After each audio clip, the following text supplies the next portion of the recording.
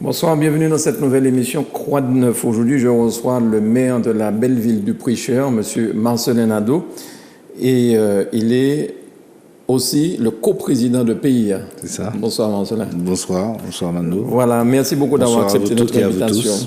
Et bonne année de santé, de sérénité, puis de succès, de bien-être pour toutes et pour tous. Voilà, justement, nous sommes dans l'année des vœux. J'allais te demander éventuellement si tu voulais faire tes vœux, donc tu m'as devancé. Alors, c'était la rentrée politique de PIA ce week-end. Beaucoup de monde, beaucoup de surprises peut-être pour certains. La venue du président Claude Lise, la venue de la députée Mme Keklar. Comment ça s'annonce? Comment cette prochaine élection de la CTM? Ça veut dire qu'il y a une très bonne dynamique, mais je crois qu'il y a quand même, avec le président Lise, comme avec Manuela Clécarmont-Désir, bon, quand même, quelquefois, une proximité de vue. En tout cas, j'ai eu l'occasion notamment de travailler en tant que conseiller général avec Claude Lise. J'ai fait partie de sa majorité. Il en a été de même pour Jean-Philippe. Et c'est vrai que, à un moment, effectivement, de la députation, j'avais soutenu aussi Bruno Nestorazzi au deuxième tour, parce que j'avais été candidat au premier tour, mais pas lors des dernières législatives, mais avant. Et il me semble que c'était sa suppléante. Donc je pense qu'il y a quand même une certaine proximité. Mais ce qu'il faut dire surtout, c'est que aujourd'hui, les gens ont besoin de changement. Ils ont besoin de changement parce que, effectivement, on est enfermé dans une sorte de logique bipolaire. Il y a deux clans que nous respectons, parce que, après tout, que ça soit le PPM d'un côté ou le MIM de l'autre, ce sont des partis avec lesquels nous partageons cet idéal autour de l'idée de peuple martiniquais, de l'idée de nation martiniquaise. Mais c'est vrai que cette opposition frontale ne sert pas le pays, ne sert pas ses intérêts.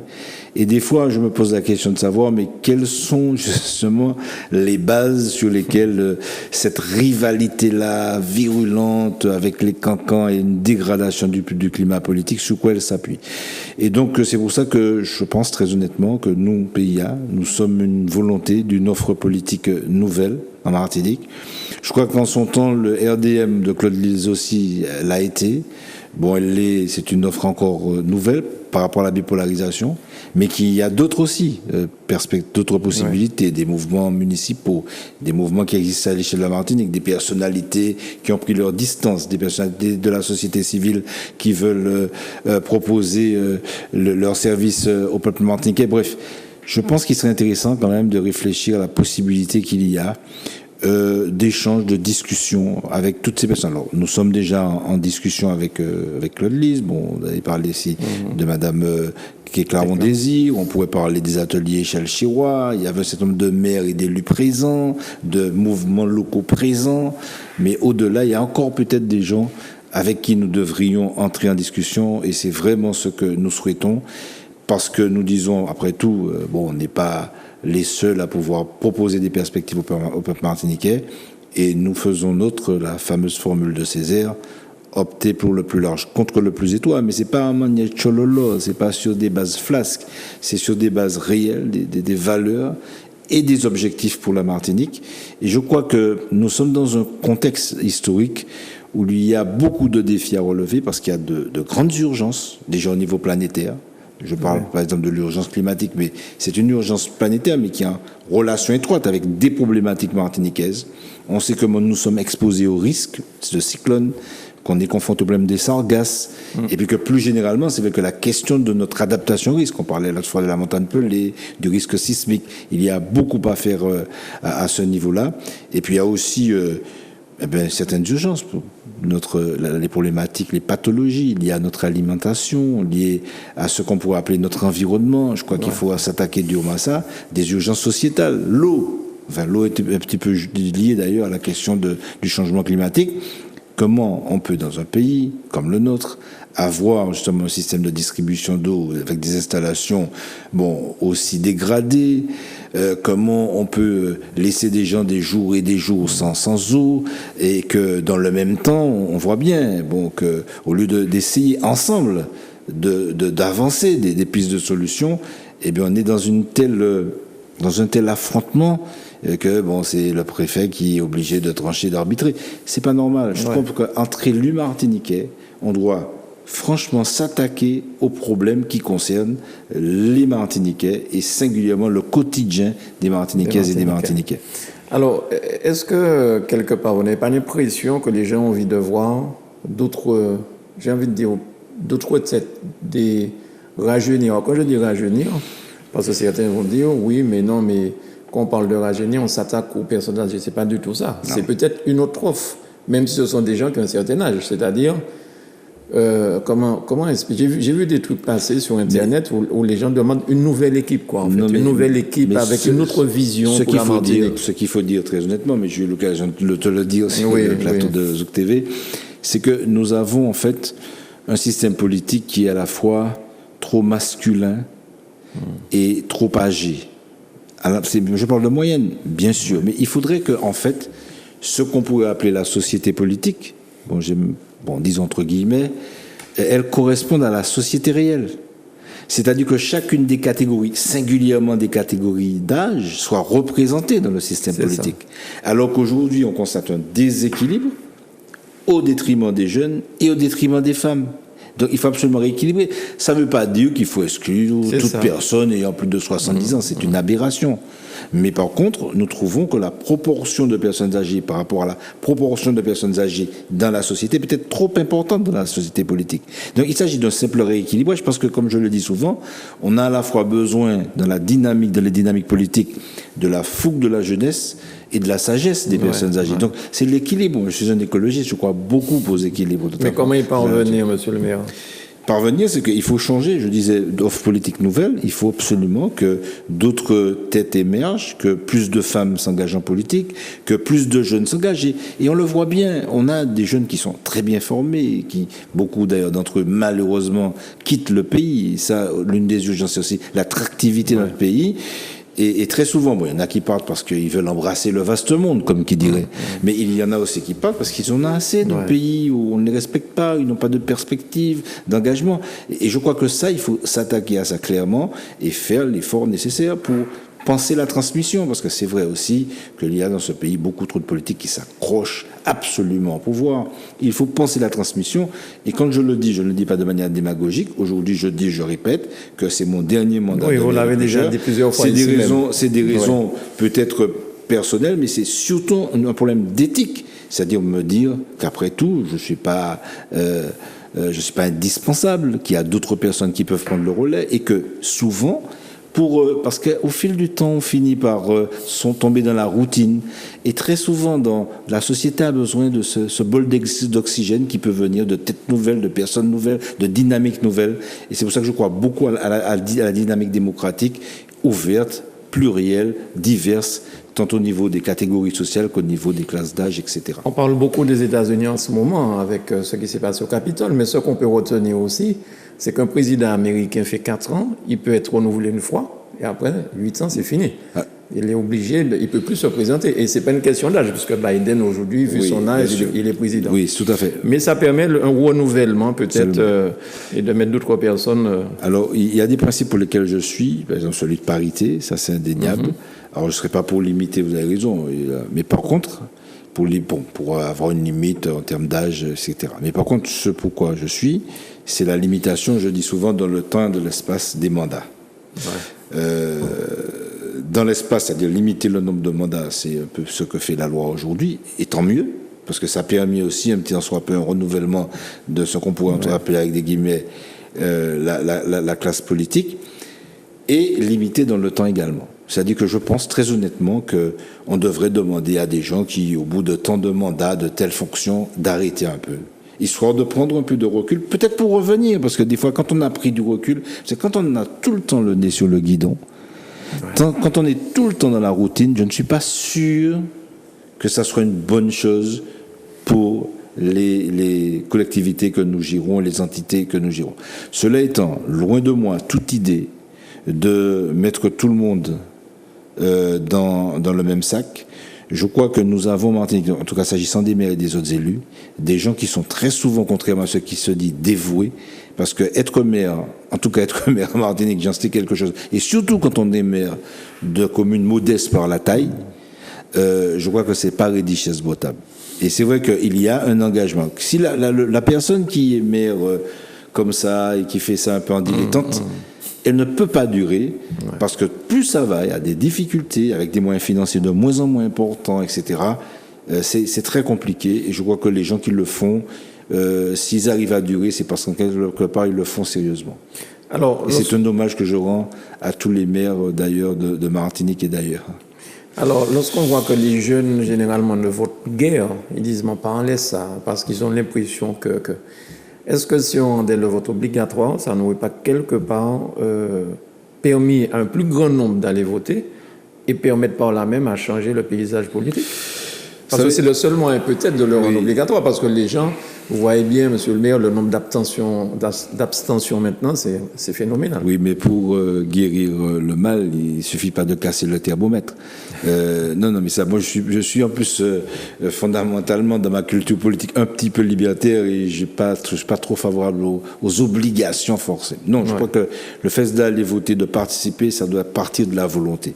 Par contre, il appartient effectivement à ceux qui, se sont engagés en tant qu'élus, en tant que militants, d'être dans une démarche pédagogique. Trop souvent, on se pose des questions de savoir pourquoi les gens sont en politique. Alors, je parlais des maires qui gèrent très bien, mais le fait de gérer, ça n'est pas suffisant. Il faut aussi insuffler, donner du goût, de l'enthousiasme, redynamiser. Je prends un exemple. On parle souvent de démocratie participative, mais comme je le dis souvent à mes amis, si nous nous étions contentés de faire le minimum, je veux dire, syndical en matière de démocratie participative, on n'y arriverait pas.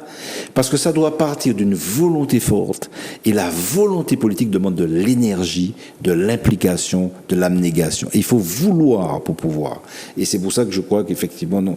Il faut des élus volontaires, déterminés, mais il faut aussi aller vers les gens, les intéresser, et puis, des fois être conséquent et cohérent. Et là aussi, je le dis souvent à mes collaborateurs, si vous faites de la démocratie participative et que vous allez chaque fois dans des réunions de quartier et que les mêmes problèmes sont à chaque fois posés et que pendant tout un temps, il n'y a pas de réponse concrète aux problèmes qui sont posés par les citoyens, mais les gens ne reviennent pas en réunion. Ouais. Mais ça me paraît logique. Et je crois que c'est ça aussi, c'est-à-dire j'ai un de mes maîtres à penser, c'est un Brésilien du nom de Paulo Freire, qui a écrit un ouvrage qui s'appelle La pédagogie de l'opprimé, où il parlait de démarche dialogale, dans ce dialogue, et descendre de son piédestal. Parce que des fois, dans la manière de s'adresser aux gens, on peut être, parce qu'on est élu, condescendant, etc.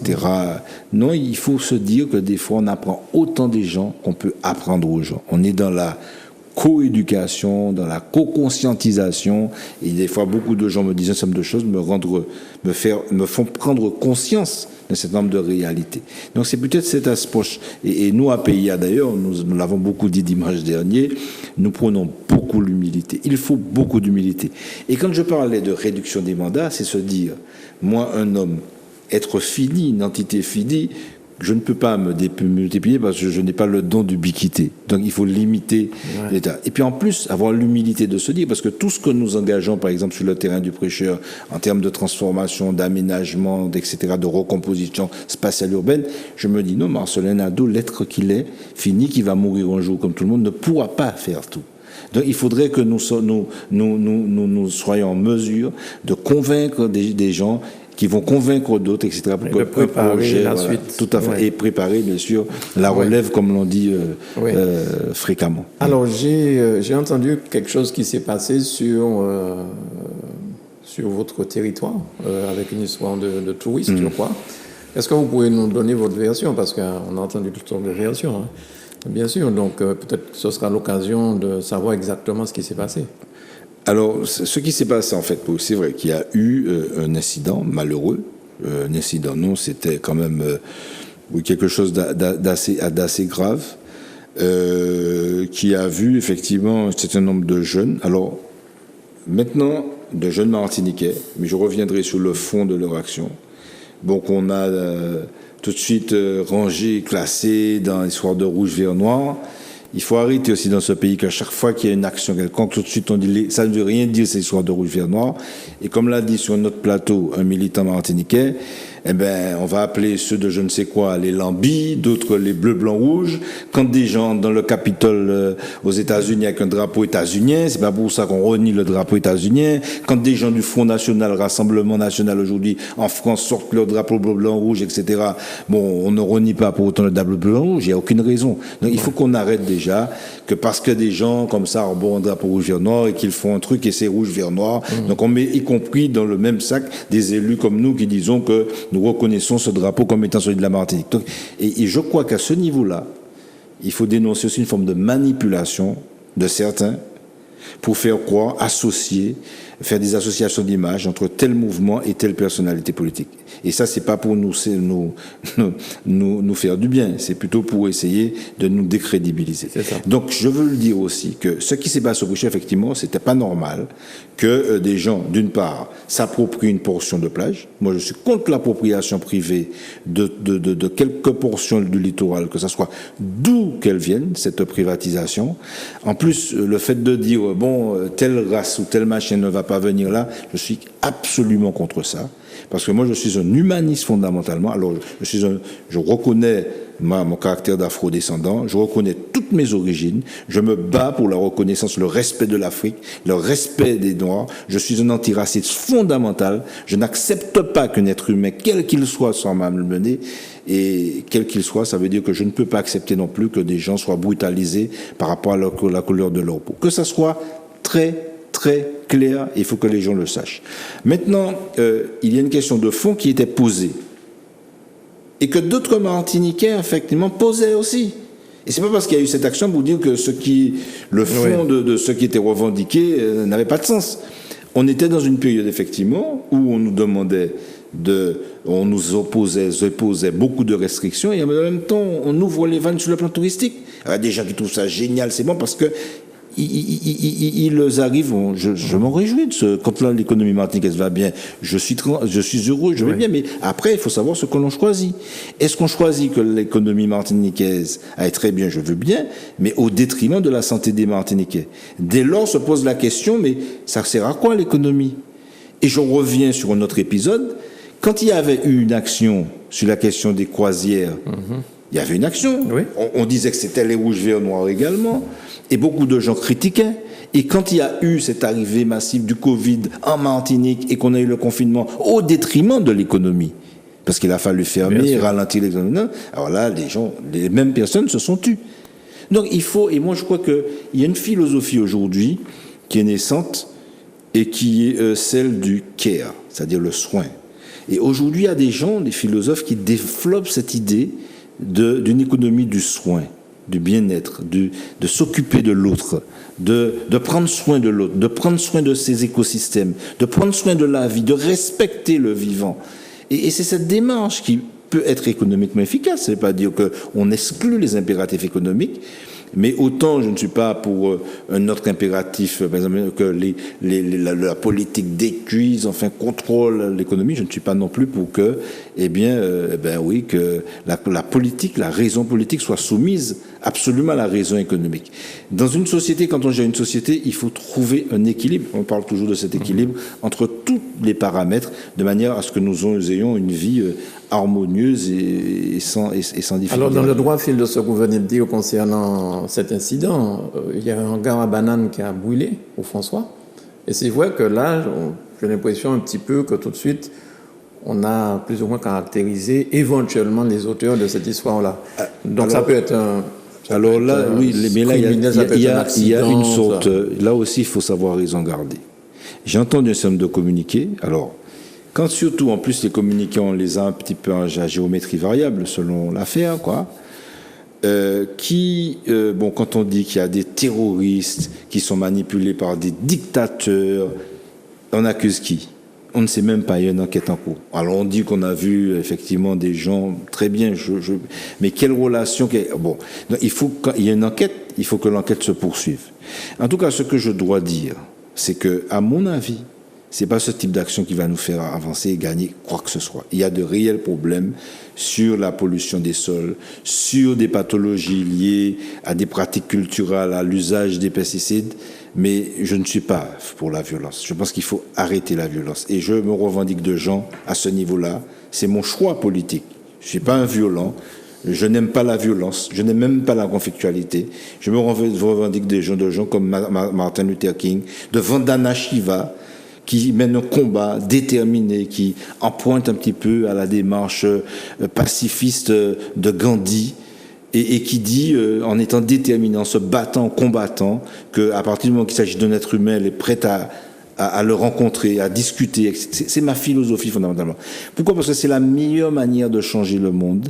Parce qu'en réalité, très souvent, la haine appelle la haine, et des fois, la haine donne toujours raison plus fort, en réalité.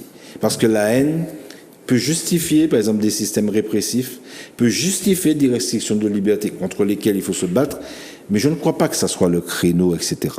Mais il faut aussi que parce qu'il y a deux côtés, il faut reconnaître. Il y a aussi de la récupération rapide, parce que les gens savent que les Martiniquais n'aiment pas la violence en général. Donc il suffit qu'il y ait un acte de violence, sans aucune preuve, on va accuser telle ou telle catégorie, et puis tout de suite, comme on est en campagne électorale, on va associer certaines catégories à certaines personnalités, on va dire attention à eux, etc. Je sais bien qu'il y a des gens qui nous aiment bien, mais on n'a rien à voir avec des activités violentes, avec des actions violentes.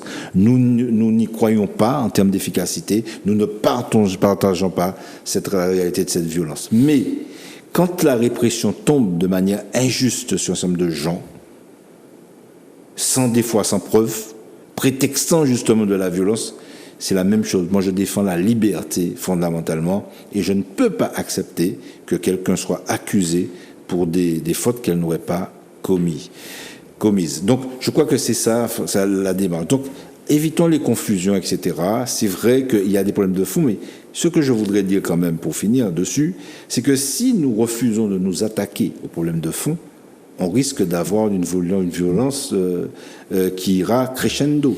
C'est pour ça qu'il faut aussi s'attaquer, poser les problèmes, les vrais problèmes de cette société. Si on reste dans une société aussi inégalitaire, sur la question de l'agriculture, par exemple la répartition des terres, sur des modalités de production, sur une économie de comptoir, sur le fait que nous ne produisons pas suffisamment d'emplois, et que finalement nos jeunes partent, et ils ont l'impression que c'est aussi une violence, le fait de devoir quitter son pays pour aller vivre ailleurs, parce qu'on ne trouve pas à vivre dans son pays, et qu'on a l'impression que d'autres profitent pleinement et juste pleinement du même pays. C'est une forme de violence également. Alors, et si nous ne traitons cette violence-là, eh bien, nous risquons d'avoir d'autres violences que nous ne cautionnons pas, mais que nous expliquons. Et c'est pour ça, c'est parce que nous les expliquons que nous disons qu'il faut s'attaquer résolument aux racines du mal, en quelque sorte. En parlant de violence, cette campagne-là faite pour la banane bio, est-ce que c'est une maladresse ?